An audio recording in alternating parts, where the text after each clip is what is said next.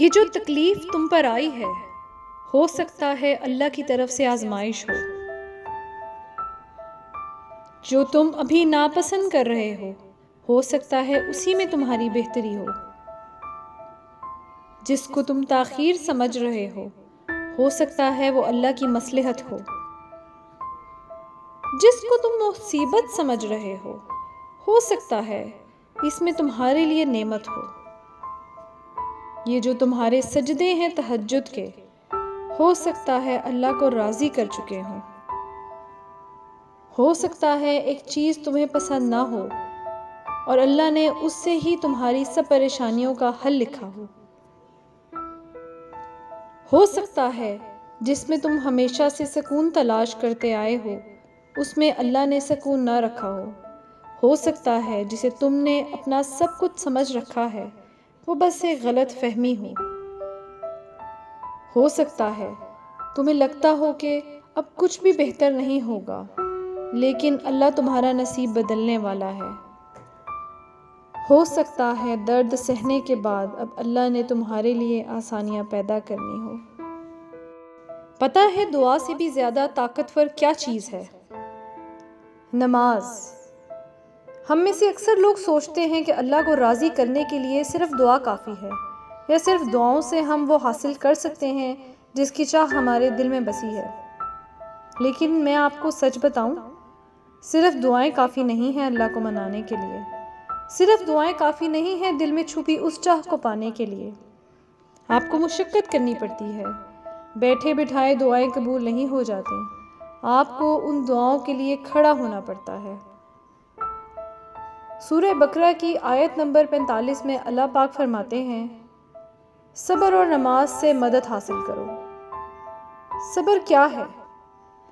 صبر یہ ہے جب اللہ ان معاملات میں دیر کرے جو آپ چاہتے ہیں کہ ابھی ہو جائیں، یا ان چیزوں کو دینے میں وقت لگائے جنہیں آپ فوراً حاصل کرنے کی تڑپ رکھتے ہیں، تب بھی آپ اللہ سے شکوہ نہ کریں، تب بھی آپ اپنے منہ سے مایوسی کے الفاظ نہ نکالیں۔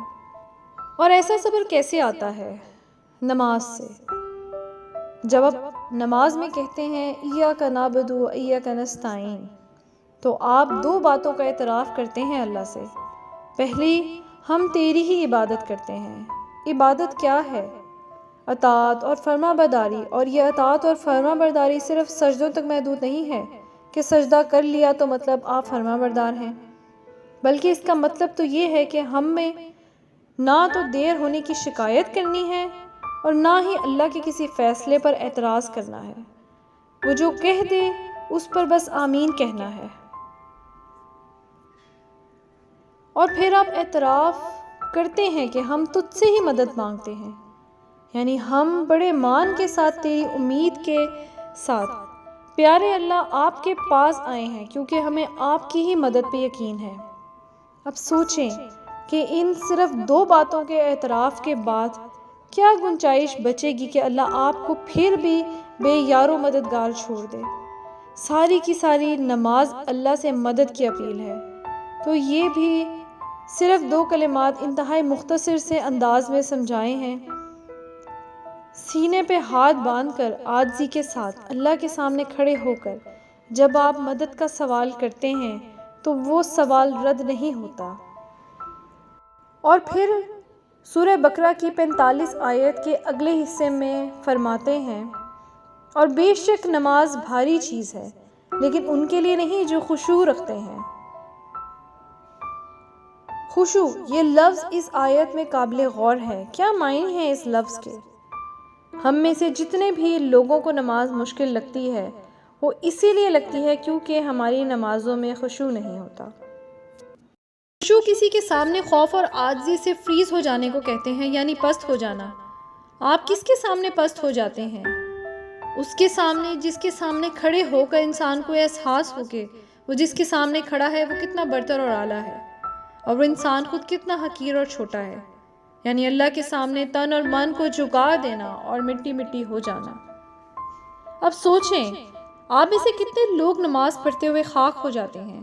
اگر آپ اس ذات کے سامنے کھڑے ہو کر ریزہ ریزہ نہیں ہو جاتے تو کیا واقعی آپ نے نماز پڑھی ہے؟ نماز صرف جسم کی حاضری کو نہیں کہتے، نماز دل کی حاضری کو کہتے ہیں۔ نمازوں میں خشوع تبھی پیدا ہوتا ہے جب آپ کا دل حاضر ہوتا ہے، ورنہ اگر دل ہی حاضر نہ ہو تو آپ کو کیسے احساس ہوگا کہ آپ کس کے سامنے کھڑے ہیں اور کیسے کھڑے ہیں؟ تو بس سر کو جھکائیں اور پست ہو جائیں۔ جب آپ دل کو حاضر رکھ کر نماز پڑھیں گے تو آپ کے دل کو شفا ملے گی۔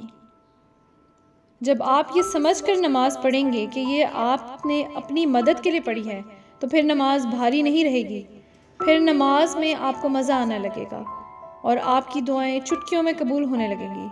نماز صرف عبادت نہیں ہے، نماز آپ کی ٹریننگ ہے۔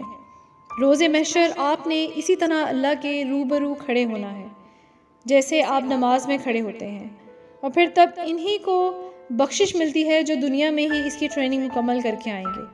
نماز آپ کو صرف دنیا کے لیے تیار نہیں کرتی، نماز آپ کو آخرت کے لیے بھی تیار کرتی ہے۔ سو اگر ہم نے نماز ہی نہ پڑھی تو آخرت کے لیے کیا تیاری کی؟ اگر دعاؤں کے لیے سجدہ نہ کیا تو کیا تڑپ رکھی ہم نے، تو کیا اللہ سے مانگا؟